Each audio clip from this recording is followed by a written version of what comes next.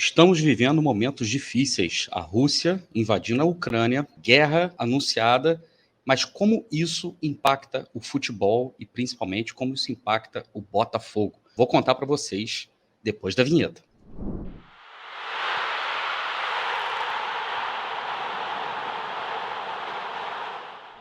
Olá, helenos e helenas, eu sou o Tarsilo Delfim e a gente está trazendo aqui mais alguns minutinhos da RB para você. Porém, antes de eu começar a contar a história toda que a gente tem que falar, eu gostaria de dizer para vocês que a gente está se aproximando rapidamente dos 40 mil inscritos, numa velocidade de foguete, foguete não tem ré, como vocês sabem muito bem. Então, se você ainda não está inscrito aqui na Rádio Botafogo, clica aí no botãozinho vermelho aí de baixo, se inscreva na Rádio Botafogo, é de graça. Além disso, clica nesse sininho aí também para você ativar todas as notificações de novos conteúdos aqui da Rádio Botafogo. E outra coisa, posso contar com o seu like?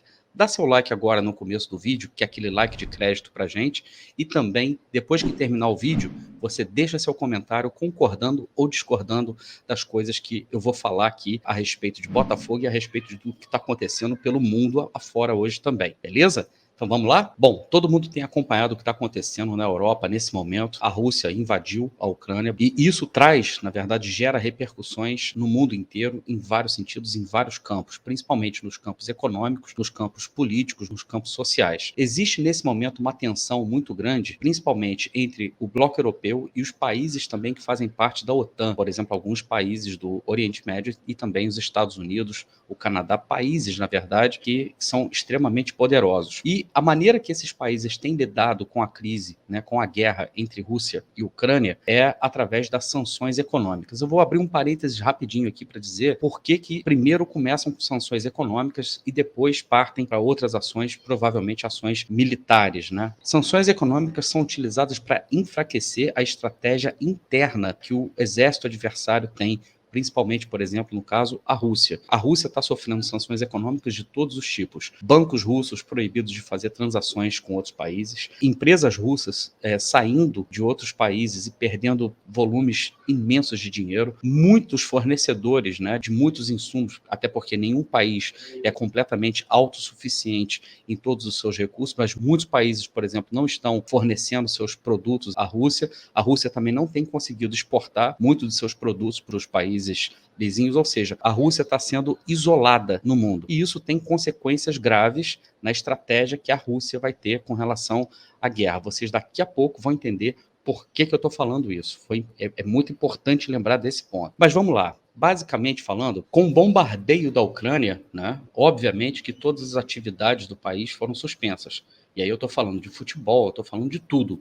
A gente sabe também que a Ucrânia tem sido destino de muitos jogadores brasileiros que saem do país, inclusive mesmo antes de estrearem nos times profissionais de seus clubes, e acabam, na verdade, fazendo complemento da sua transição de divisões de base para o futebol profissional lá naquele país. Outros também saem daqui já com algum prestígio e vão jogar lá na Ucrânia. Só para vocês terem uma ideia, praticamente metade do elenco do Shakhtar Donetsk nesse momento era composto por brasileiros. Tá? Eram metade brasileiros e metade ucranianos.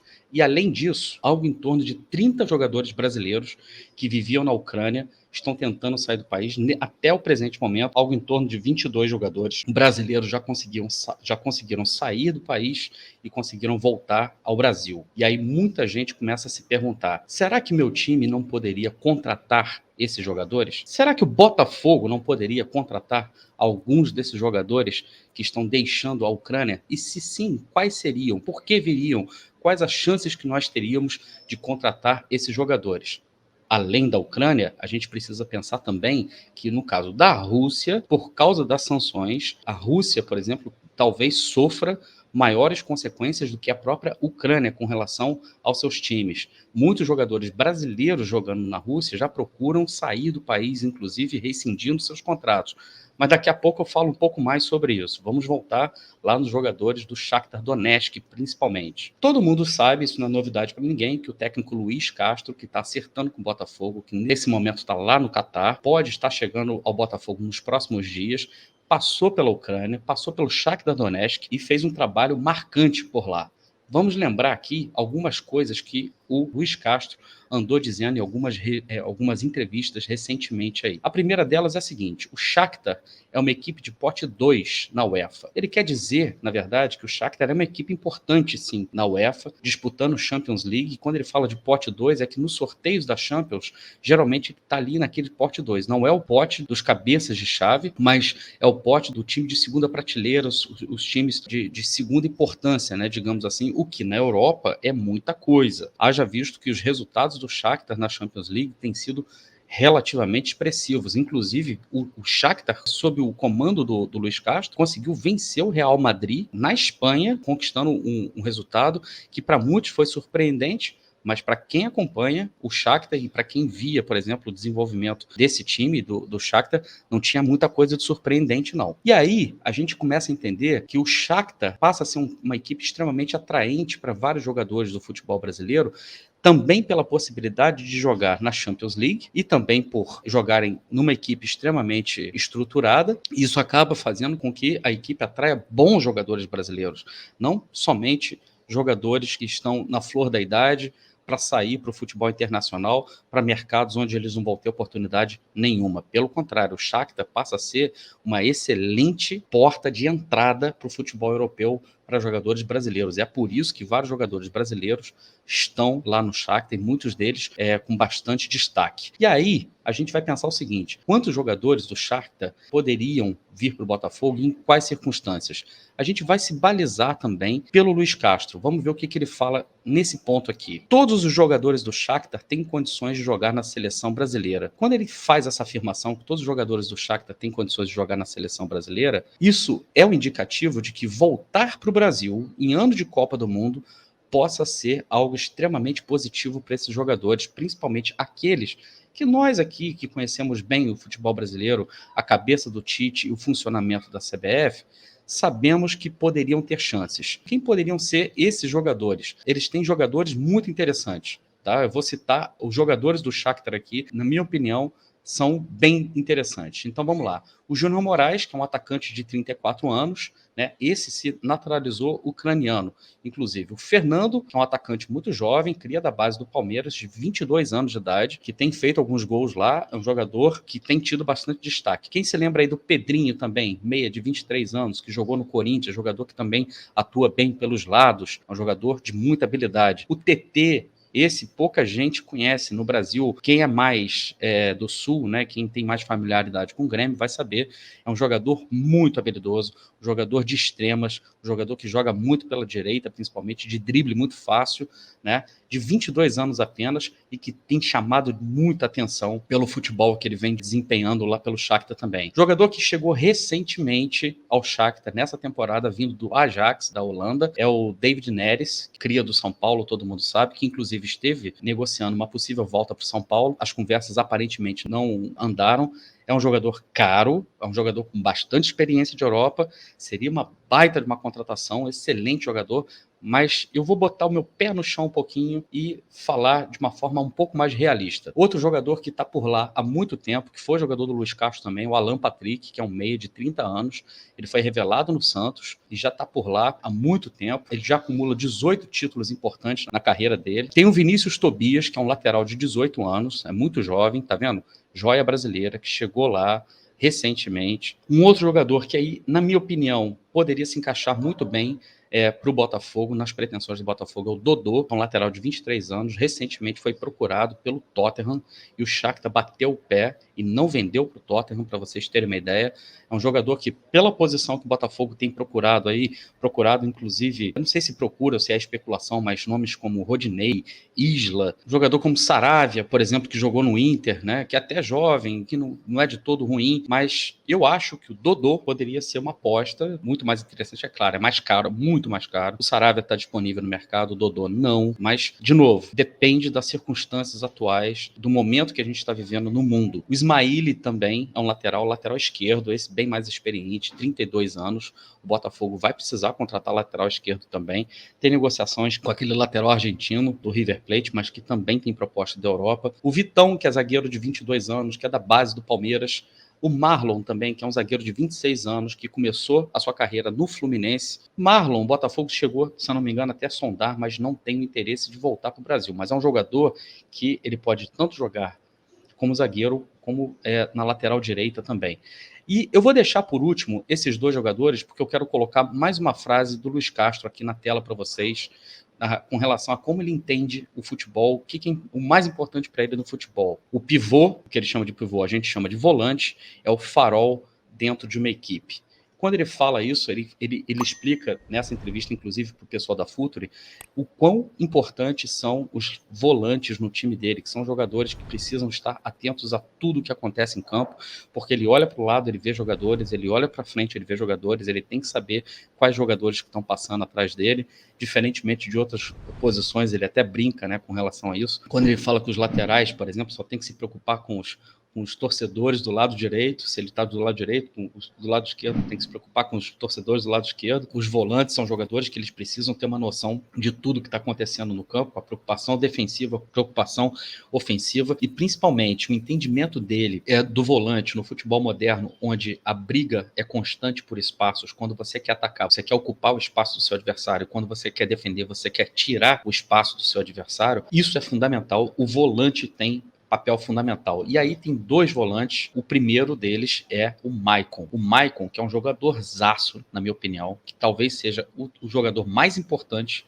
hoje, né, na equipe do Shakhtar, que ele é formado pelo Corinthians, né, e foi também, chegou no Shakhtar e jogou com o Luiz Castro. Então, essa adoração que o Luiz Castro tem por volante passa muito também pelo fato dele ter tido o Maicon como jogador dele. E ele sabe tudo aquilo que o Maicon é capaz de produzir. O Maicon pode jogar mais recuado um pouquinho, o Maicon pode jogar mais avançado também. É um jogador com muita visão de jogo, com viradas de bola muito interessantes, um jogador que dita tempo do jogo, extremamente importante. E o parceiro dele, né, que tem jogado ao lado dele no Shakhtar, Marcos Antônio, que é muito jovem, tem apenas 21 anos de idade, né, mas que surge na excelente base do Atlético Paranaense, né, mas não jogou nem profissionalmente no Brasil. Já chegou lá em Portugal, se transferiu para o Estoril e depois vai para o Shakhtar, né, onde ele já acumula 3 títulos numa brevíssima carreira. Então, o Shakhtar hoje joga com uma dupla de volantes brasileiros, Maicon e Marcos Antônio. E aí eu te falo, para quem precisa montar uma equipe em pouco tempo, como é o nosso caso, em menos de um mês talvez, para você ganhar entrosamento, não seria interessante você apostar, é claro, né? Se você puder bancar isso, mas não seria interessante você focar, de repente, nesses jogadores do Shakhtar por alguns motivos. O primeiro, esses caras que chegaram no Brasil não têm previsão de volta para a Ucrânia, não tem previsão da retomada do futebol na Ucrânia, aliás, não tem previsão de retomada de paz na Ucrânia. Tudo é muito indefinido. Então, a gente pode estar falando, de repente, em contratos de empréstimo de 1 ano, com valor fixado. É possível. Senão, esses jogadores vão ficar o quê? Parados de fevereiro até julho, quando reabre a janela de transferência na Europa, porque essa é outra vantagem também que nós temos sobre a Europa. Mesmo que esses jogadores queiram permanecer por lá, a janela está fechada e não há nenhum rumor por enquanto, de que haja uma possibilidade de uma abertura de janela especial para acomodar esses jogadores no futebol de lá. Então, esses jogadores eles têm, na verdade, um destino: Brasil. Além disso, né, a possibilidade de ainda lutarem por uma vaga na seleção brasileira que vai para a Copa no final do ano é muito grande. Mas para isso eles precisam estar jogando na frente do Tite, para que eles possam mostrar serviço. E aí, de todos esses jogadores aí que eu citei, que teriam chances ainda, de repente, de ir para a seleção, seria o David Neres, ainda pode brigar por vaga na seleção, embora não acredite. O TT, talvez, muito remotamente, né? Agora, o Maicon pode brigar por essa vaga também. Só que, além de brigar por essas vagas, esses jogadores podem ser seduzidos por uma conversa com o ex-técnico deles, que é o Luiz Castro, vindo para o Botafogo. Olha, estou indo para o Botafogo, o projeto é esse, preciso de pessoas que eu conheço, pessoas de confiança, jogadores de confiança, que entendem exatamente a minha proposta de jogo, que possam entregar em pouco tempo tudo aquilo que eu planejo para o Botafogo. Então, existe, na verdade, uma conjuntura né, de fatores que pode fazer com que esses jogadores venham jogar para o Botafogo. Em outros tempos isso seria impensável, mas agora, se a gente tem a possibilidade de montar um time, e isso não seria montar um time galáctico não, tá? Seria a possibilidade de montar um time com excelentes jogadores, com bom entrosamento e dentro, digamos assim, de um padrão financeiro que o John Textor possa bancar, que o Botafogo consiga ter fôlego para pagar. Eu acho, até o momento que eu estou gravando esse vídeo, o silêncio, né, com relação às contratações é excelente. O que vazou até agora, que já está chegando, é o Piazon. Vou confessar aqui, não me empolgou, não empolga nenhum torcedor do Botafogo, mas é pedido do Luiz Castro. Outro jogador que está chegando também é o Felipe Sampaio, né, para a zaga. A gente precisa mesmo de contratações para a zaga, e aí eu confio 1000% no scouting que está sendo feito, no scouting, né, que está sendo feito desses jogadores. Só que eu acho que aquilo que pode realmente empolgar e dar resultado a curto prazo seriam contratações dessa natureza.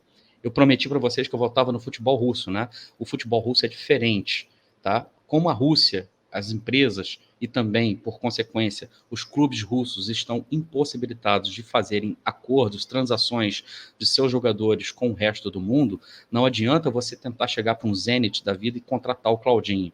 O Claudinho, que é um excelente meia, por exemplo, precisa rescindir o seu contrato na Rússia para poder ficar livre no mercado e negociar com outros times. Então, o mercado russo é bem mais complicado do que o mercado ucraniano, né, nesse momento. Beleza? Bom, o que vocês acham de todas essas sugestões aí, de todos esses jogadores que eu coloquei? É claro que muitos aí podem não conhecer esses jogadores que eu falei. Aqueles que conhecem, se vocês acham que se encaixariam aí no time do Botafogo, coloca seus comentários aí também. E eu peço a vocês mais uma vez que se inscrevam aqui no canal, né, aqui na Rádio Botafogo, que deixem seu like, deixem seus comentários, concordando ou discordando. E para terminar, tá? Eu quero encerrar com uma frase daquele, né, que sempre me inspira demais. Tudo que estamos dizendo é que deem uma chance à paz. O mestre John Lennon já ensinava lá atrás. Beleza? Obrigado, galera, e até a próxima.